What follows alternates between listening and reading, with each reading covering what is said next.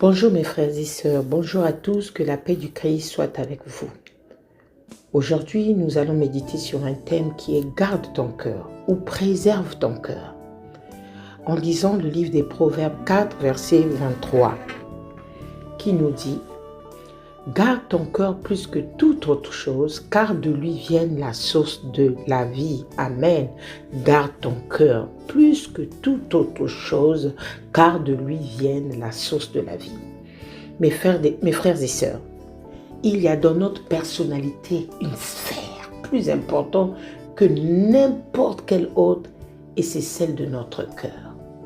L'état de notre cœur déterminera le cours de notre vie. Ici, Dieu nous avertit et nous exhorte à garder notre cœur plus que toute autre chose. La chose la plus importante est que nous sommes engagés à protéger, c'est la condition de notre propre cœur. Mes frères et sœurs, toutes les choses de notre vie proviennent en fin de compte de notre cœur. La condition dans laquelle il se trouve, il va déterminer notre condition de vie. Protégeons-le, protégez-le de toute votre force, de toute notre force, ne laissant y rentrer aucun mal, ni laissant pas des places à l'incrédulité, à l'amertume, à la crainte, à l'angoisse. Parce que si notre cœur renferme des choses amères, mes frères et sœurs, si notre cœur renferme des choses amères, notre vie sera teintée d'amertume. Mais si notre cœur est pur et propre, il sera rempli de foi, d'amour, de vérité, de justice. Alors, le cours de notre vie sera rempli de succès. Oui, mes frères et sœurs, en ce moment, nous passons des choses, des difficultés dans notre vie. Il y a plein de choses que nous voyons de ce monde où nous sommes blessés, on se sent oppressés. Mon frère et ma sœur, il faut préserver son cœur. Si vous vous croyez dans un milieu toxique, là vous n'êtes pas accepté, mes frères et sœurs, sortez de là pour préserver votre cœur. Oui, le Seigneur nous demande l'amour et non de la haine. Si vous êtes dans un milieu où vous savez qu'on est en train de vous incriminer et on est en train de vous harceler, on est en train de vous oppresser. Il y a des fois, vous voyez dans le milieu du travail professionnel, il y a des fois, ça ne se passe pas bien. Vous voyez des gens qui font des burn-out. Surtout ici en Europe, nous voyons des gens même qui se suicident. En se jetant sur les voies ferrées. Oui, mes frères et sœurs, nous devons préserver notre cœur. Mais comment faire pour préserver notre cœur? Comment faire pour garder notre cœur? Nous devons être des personnes de prière, sonder les Écritures, lire les Écritures. Souvenons-nous donc de cela. Plus nous lisons, plus nous prions, Dieu nous préserve, Dieu nous parle, Dieu nous garde. Et demandons les fruits de l'Esprit. Demandons à ce que le Seigneur nous arme spirituellement. Mais mon frère et ma soeur, si tu es dans un milieu toxique, et si spirituellement tu n'es pas fort, sors de là. Sinon, vous sortirez avec la dépression, vous sortirez avec des maladies. Même dans les foyers, c'est un combat. Mais quand tu trouves que ce milieu devient toxique pour toi, préserve ton cœur. Pourquoi aujourd'hui il y a la jalousie, la haine? Il y a des fois, il y a des gens qui sont là pour la vengeance, œil pour œil, dent pour dent. Mais Dieu nous dit, à moi la vengeance, à moi la rétribution. Cela veut dire que quand nous avons un problème, nous devons nous confier au Seigneur qui nous dirige.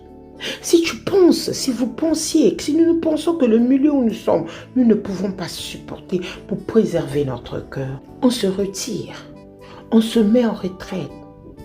L'Éternel nous dit dans Jérémie 17, 9 a dit, le cœur est tortueux plus que tout et il est incurable. Qui peut le connaître?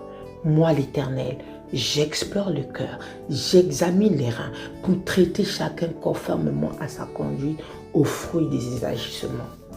Et oui, mon frère, mes sœurs, nous devons d'abord chercher la paix. Nous devons être entourés des ondes positives, là où il y a la paix. Là où la souffrance ne va pas nous créer la haine. C'est pour cela que nous lisons par exemple le psaume 51 pour demander à Dieu, « Oh Dieu, crée en moi un cœur pur, renouvelle en moi un esprit bien disposé. » C'est ça notre prière. Quand vous commencez à constater que dans le milieu où vous êtes, ou dans vos foyers, ou au travail, même dans la communauté, mon frère et ma sœur, dites au Seigneur, « Oh Dieu, crée en moi un cœur pur, renouvelle en moi un esprit bien disposé. » Et aussi, que votre parure ne soit pas une parure extérieure. Cheveux tressés, ornements d'or ou vêtements d'or, mais plutôt celle d'intérieur et cachée du cœur. La pureté incorruptible d'un esprit doux et paisible qui est dans votre valeur devant Dieu. Nombreux des chrétiens se cachent derrière l'apparence, mais leur cœur est noir. Leur cœur est rempli de méchanceté. Mais le Seigneur nous dit que ce qui éclaire, votre parole qui éclaire l'extérieur, doit être celui qui est caché aussi du cœur, la pureté incorruptible. C'est pour cela, mes frères et sœurs, le Seigneur a dit à Samuel, ne prête pas attention à son apparence et à sa grande taille, car je l'ai rejeté. En effet, l'Éternel n'a pas le même regard que l'homme. L'homme regarde à ce qui frappe les yeux, mais l'Éternel regarde au cœur. C'est pour ça que nous devons préserver le cœur. Préservons notre cœur, mes frères et sœurs. Si tu sais que dans le milieu où tu es, ou des femmes de Dieu, oui, on entend beaucoup de choses, l'apparence. Mon frère et ma sœur, pour ne pas chuter, prie et retire-toi. Mets-toi en retrait. Le Seigneur parle. Restez dans la prière. Confiez-vous en l'Éternel de tout votre cœur et ne vous appuyez pas sur votre intelligence. Reconnaissons-le que dans toutes ses voies, Dieu, il rendra nos sentiers droits. Mes frères et sœurs, il y a aussi ce chant qu'on dit seulement, là où est ton trésor, là aussi sera ton cœur. Donc il faut préserver le cœur. C'est grâce à ce cœur-là. C'est grâce à ce cœur que nous rentrons dans le royaume des cieux.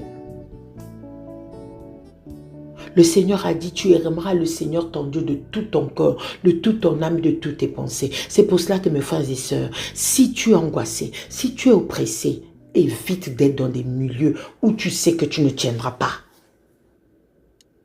Évite d'être dans les milieux où tu sais que ton corps ne tiendra pas.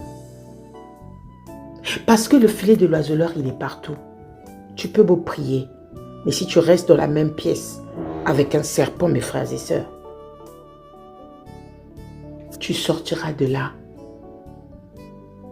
Comment on l'appelle? Tu sortiras de là vaincu.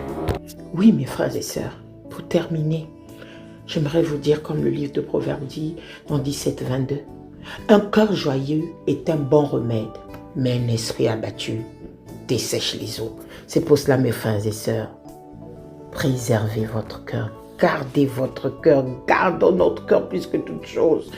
Ne mettons pas les amertumes, ne passons pas à faire de la mésidance, le mensonge, là où tu es oppressé, là où tu as la souffrance qui peut te créer de la jalousie, la haine. Au milieu des hypocrites, mon frère et ma sœur, le Seigneur a dit qu'il aime un cœur joyeux. Et c'est pour ça que c'est par la prière que nous devons sonder les Écritures. Car le Seigneur guérit ceux qui ont le cœur brisé et pense leur brisure, comme le dit le psaume 147, verset 3. Le Seigneur dit encore, mon frère et ma sœur, n'oublie pas mon enseignement et que ton cœur garde mes commandements, car ils prolongeront la durée de tes jours, les années de ta vie, et ils augmenteront ta paix, comme le dit Proverbe 3, verset 1 et 2. Que Dieu bénisse tout ce que chacun donne comme il a décidé.